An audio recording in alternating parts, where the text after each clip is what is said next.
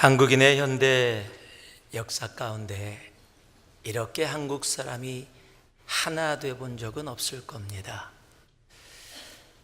바로 2002년도에 있었던 월드컵을 이야기하는 겁니다. 정말로 하나였습니다.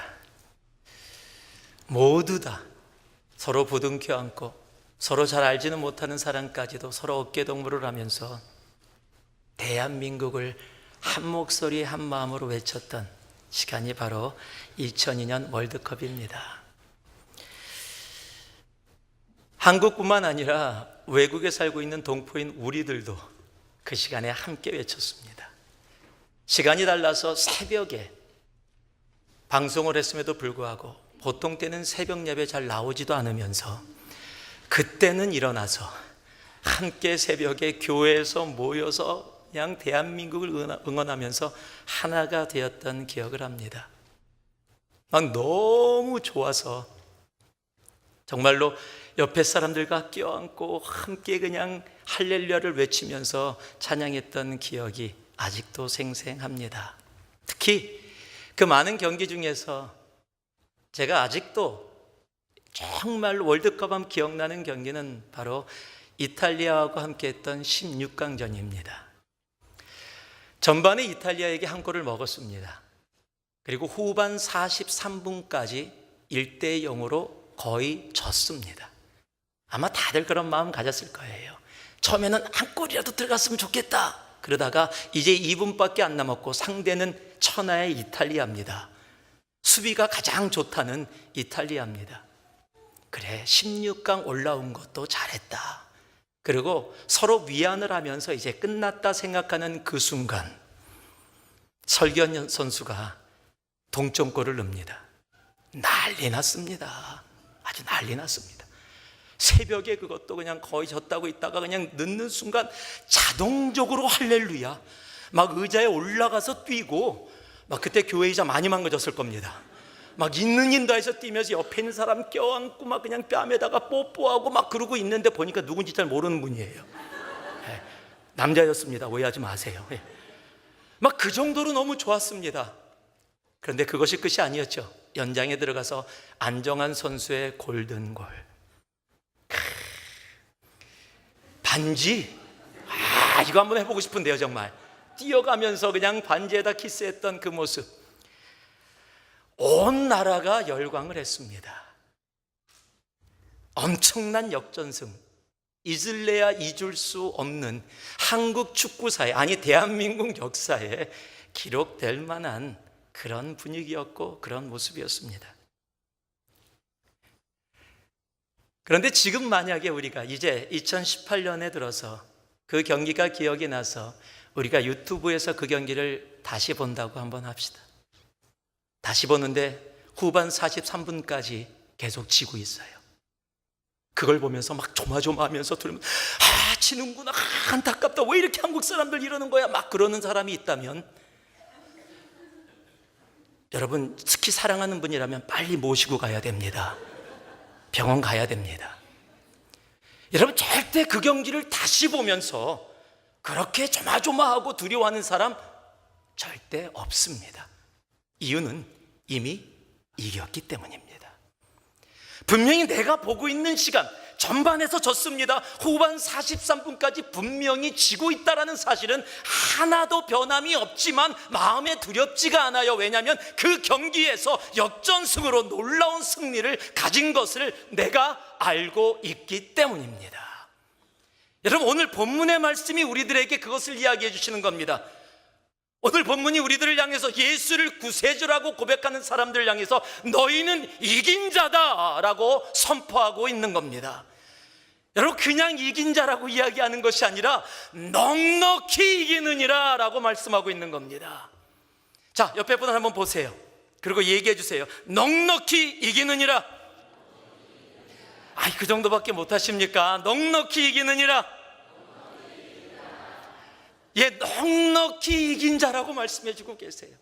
여러분 제가 성경을 보면서 어떤 번역은, 저 영어가 너무 좋아요. 영어 번역이 참 잘 된 것들이 있습니다.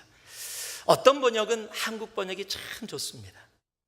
여러분, 이 번역은 영어는 We are more than conquerors, 우리가 정복자보다 더한 정복자라는 존재다라는 의미로 해석이 되어져 있습니다.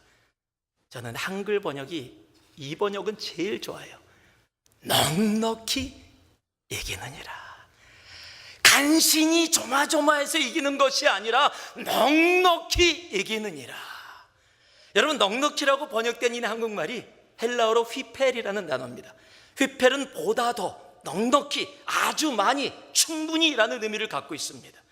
그리고 이겼다라는 단어가 니카오라는 단어입니다. 그것은 승리, 이겼다라는 의미를 갖고 있습니다.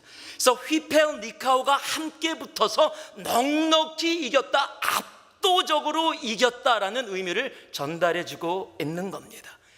지금 성경이 우리들에게 이야기하고 있는 겁니다.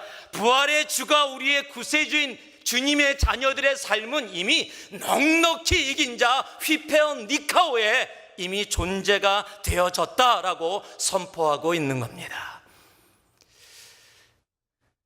믿으십니까?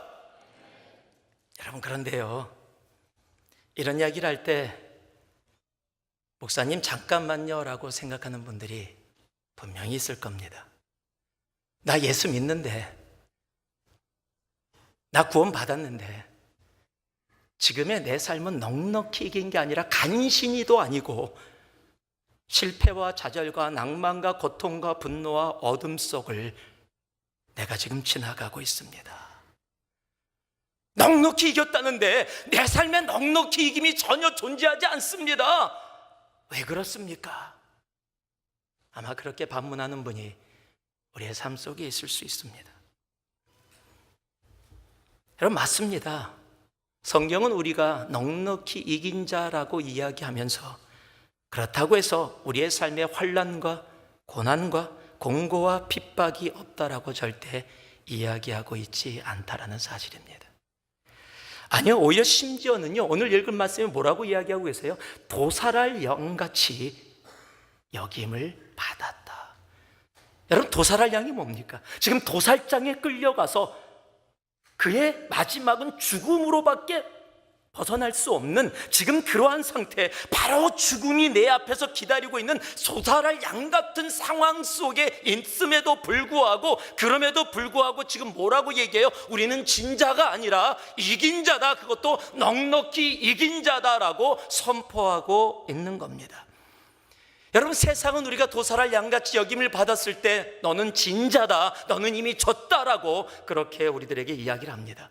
그런데 성경은 그렇지 않습니다. 이겼다라는 겁니다. 지금 지나가는 상황과 상관없이 예수의 부활로 말미암아 우리는 이미 이긴 자가 되었다라고 말씀해 주시는 겁니다. 상황을 이야기하는 게 아닙니다. 존재의 변화를 이야기하고 있는 겁니다.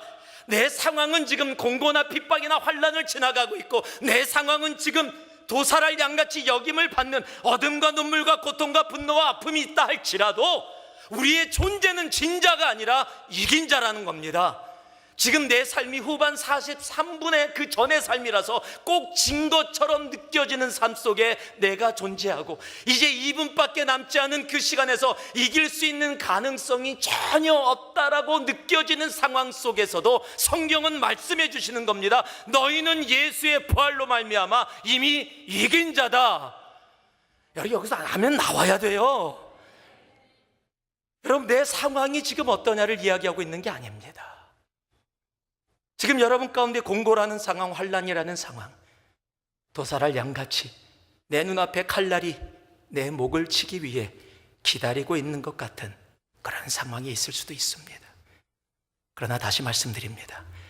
우리는 넉넉히 이깁니다. 우리는 분명 휘폐한 니카오의 삶을 살아갑니다. 왜냐하면 내 눈앞에 보여주고 내가 경험하는 환경이 아니라 내 존재가 예수 그리스도의 부활의 주로 말미암아 내 존재가 이긴 자로 변했기 때문입니다. 여러분, 사탄의 속임수에 속지 마세요. 지금 내 삶이 꼭 지는 것 같은 삶 가운데 처해 있다 할지라도 우리는 결코 질 수 없는 존재입니다. 예수 때문에 넉넉히 이기는 자입니다. 요한복음 16장 33절 말씀이 그것을 우리에게 분명히 말씀해 줍니다. 이것을 너희에게 이르는 것은 너희로 내 안에서 평안을 누리게 하려 함이라. 세상에서는 너희가 환난을 당하나 담대하라. 예수님이 말씀하십니다. 내가 세상을 이기었노라.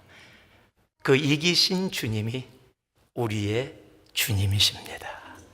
그 주님이 우리와 함께하기에 우리가 넉넉히 이기는 자로 서는 겁니다. 여러분, 세상 가운데 사탄은 참 교묘합니다. 지금 내가 전반적 1대0을 지고 있는 시간을 지나고 있어요. 그러니까 너 졌다라는 겁니다. 이탈리아에게 한 골을 먹었으면 야, 이미 끝난 경기다, 포기해라라고 이야기합니다. 그래도 포기하지 않으면 후반 40분 가서 또 얘기합니다. 이제 5분 남았다. 소망 없다니까. 예수 믿어야 소망 없어. 아무것도 안 돼. 거 봐라, 너 헛믿었다, 너 헛살았다, 너 속은 거야. 넌 졌다니까. 예수가 있다면 너 후반 40분까지 이렇게 그냥 놔둘 리가 없어. 내 인생에 이렇게 진 것 같은 이런 인생으로 놔둘 이유가 없어. 예수 없다니까. 그래도 아니라 그러면 끝까지 2분 남았을 때, 이제 2분 후에 너 더 절망한다. 그러니까 포기하라. 여러분, 바로 그 순간 하나님은 우리로 하여금 이긴 자라는 것을 다시 알게 해주십니다. 여러분, 세상에 속지 마세요. 사탄에게 속지 마세요. 우리는 넉넉히 이기는 사람입니다. 우리는 휘편 니카오의 삶을 살아갈 존재입니다. 예수의 죽으시고 십자가에서 부활하심이 바로 우리로 하여금 그렇게 살아갈 수 있는 존재로 우리를 삼아줬다는 사실을 잊지 않으시기를 예수 그리스도의 이름으로 축복합니다. 그렇다면요, 정말 예수 그리스도의 죽으심과 살으심으로 인해서 우리가 넉넉히 이김을 갖게 되어졌다. 34절 말씀을 제가 읽어드리겠습니다. 누가 정죄하리요? 죽으실 뿐 아니라 다시 살아나신 이는 그리스도 예수시니 그는 하나님 우편에 계신 자요 우리를 위하여 간구하시는 자시니라. 그의 죽으심과 부활하심, 여러분, 그 역사적인 진리의 사실 때문에 우리가 휘편니카오, 넉넉히 이기는 자가 되어진 겁니다. 우리는 원래요, 죄로 인해서 영원히 패배하는 자의 삶을 살 수밖에 없는 존재였습니다. 성경은 로마서 3장 23절에 모든 사람이 죄를 범하였음에 라고 이야기합니다. 그리고 로마서 6장 23절에는 죄의 싹은 사망이요 라고 이야기합니다.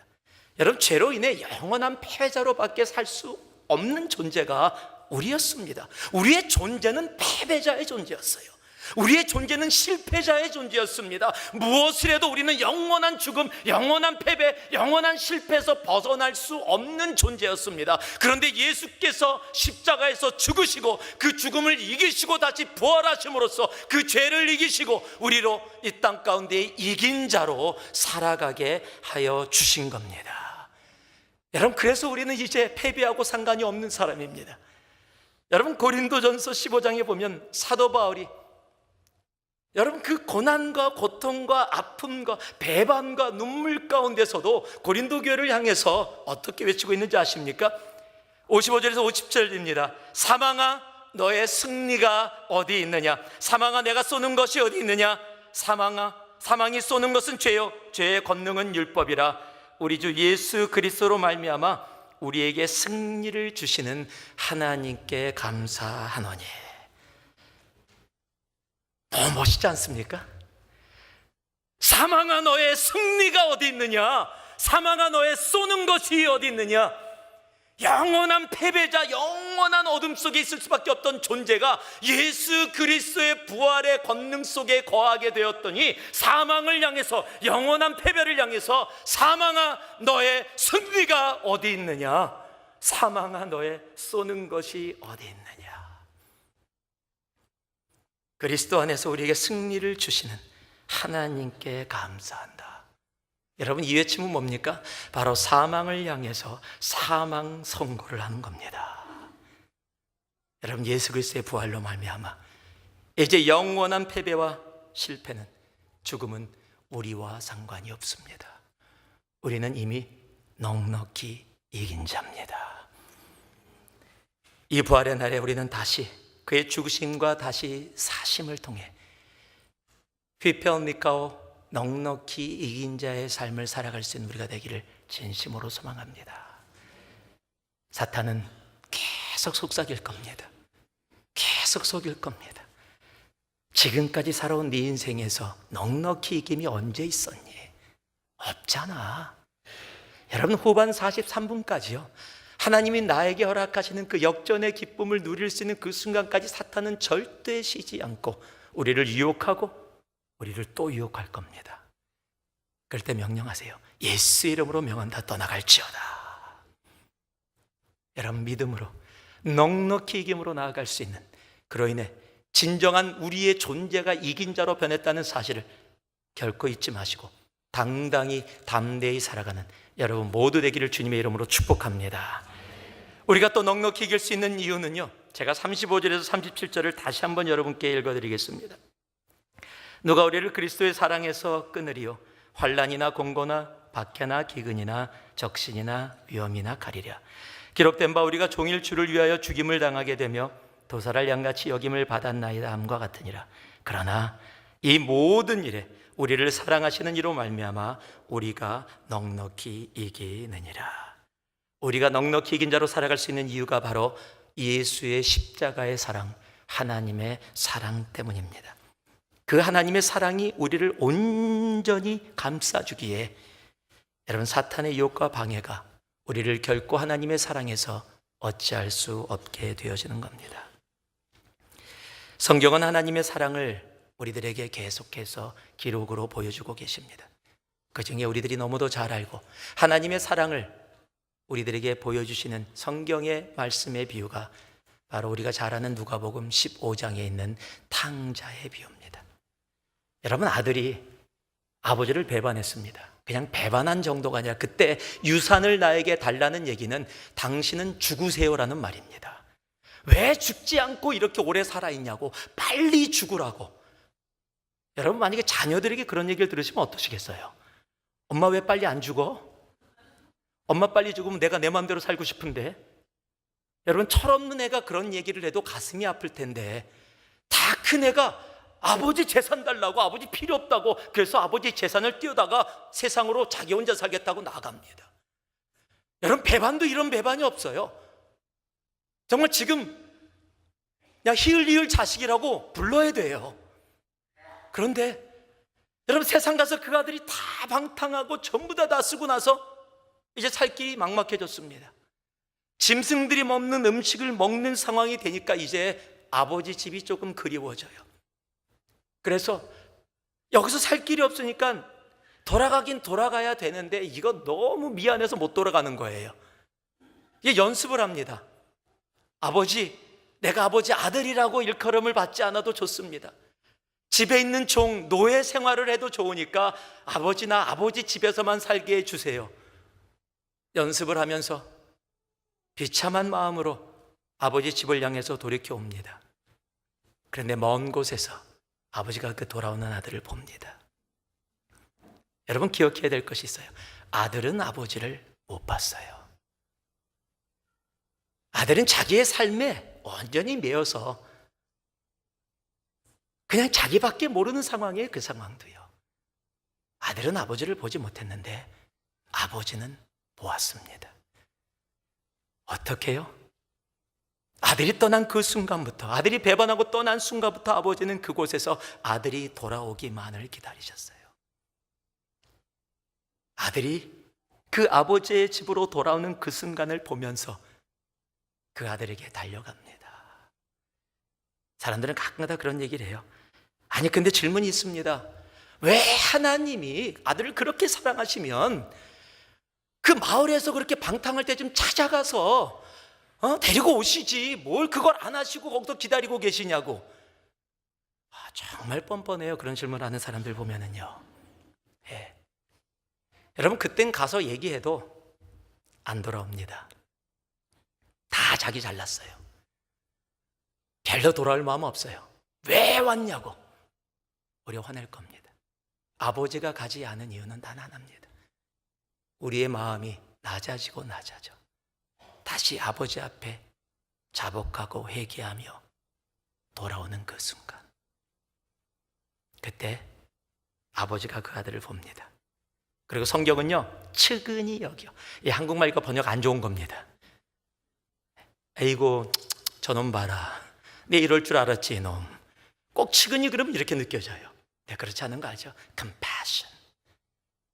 여러분, 스플랑크 네조마이, 내 내장이 뒤틀리는 것 같이 끊어지는 것 같은 고통을 동반한 그 사랑, 너무 사랑해서 아들의 그 모습을 보니까 아들보다 아버지의 마음이 더 아픈 그 사랑이 컴패션 스플랑크 니조마예요. 그 사랑이요, 여러분, 성경 가운데 하나님의 사랑을 이야기했지만 누누이 말씀드렸지만 어느 곳에서도 자기를 배반하고 그렇게 반역한 사람을 향해서 하나님이 달려가셨다라고 기록한 것은 이것밖에 없어요. 내가 달려가야지 생각하고 달려간 게 아니라 그 스플랑크 니조메가 너무 아들을 향한 그 사랑이 고통 속의 만큼, 고통을 느낄 만큼의 사랑이 있기에 달려가지 않고는 견딜 수 없는 사랑. 여러분, 우리의 하나님은 우리를 향해서 바로 그 사랑을 갖고 계신 겁니다. 그게 바로 십자가의 사랑입니다. 자기의 삶을 내어주신 사랑, 자신의 독생자 아들을 우리를 위해 내어주신 사랑. 여러분, 그러기에 그 사랑을 알기에 사도 바울이 고백하는 겁니다.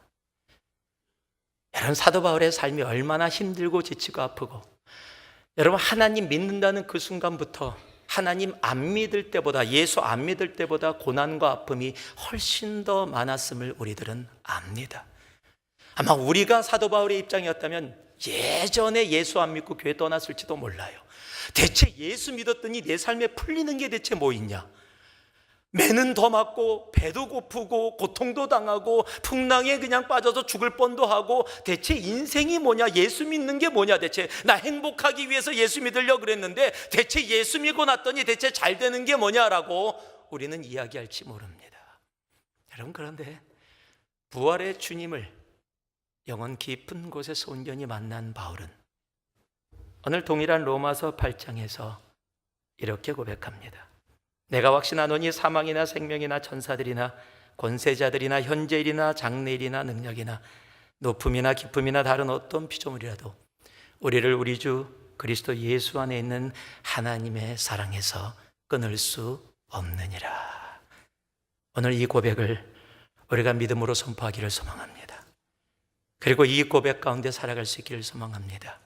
자, 한번 여러분 오른손을 가지고 여러분 가슴에, 심장에, 혹시 심장이 오른쪽에 있는 분은 왼손으로 하셔도 됩니다.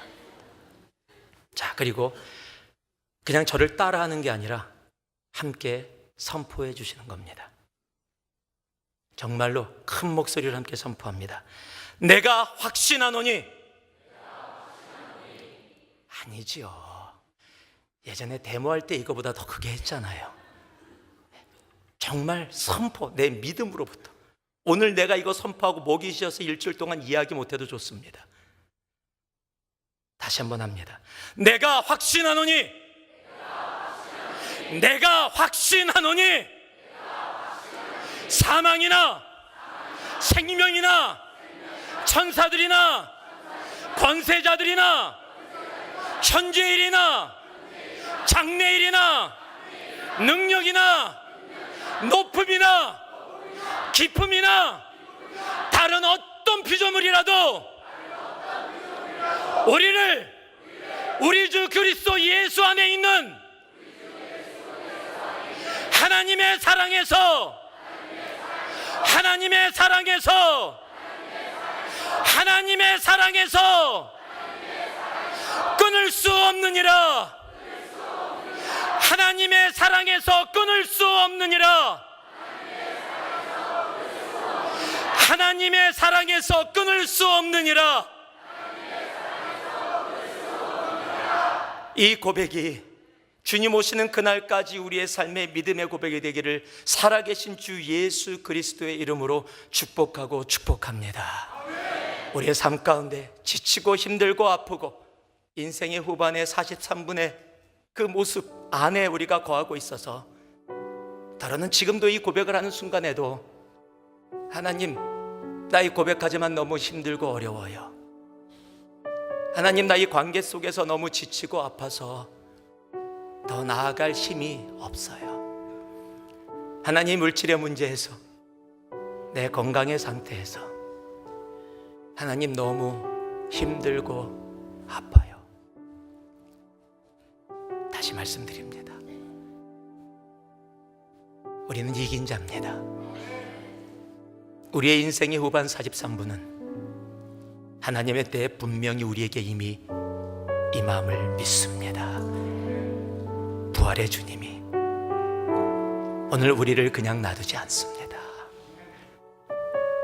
사탄은 그 상황을 이용해 우리를 속이려고 하지만 우리의 주님은 십자가에 피 묻은 손을 우리에게 내미시며 내가 너를 위해 너를 너무도 사랑해서 내가 내 생명을 내어줬다. 내가 너를 그냥 놔두지 않을 것이다. 너는 절대 질 수 없는 존재. 너는 이미 넉넉히 이긴 자, 나의 사랑하는 자녀다. 우리의 주님이 오늘 우리들에게 분명히 그렇게 말씀해 주심을 믿습니다. 이 한 주도 넉넉히 이기는 자로 믿음으로 살아갈 수 있는 우리가 되기를 예수 그리스도의 이름으로 다시 한번 축복하고 축복합니다. 기도하겠습니다.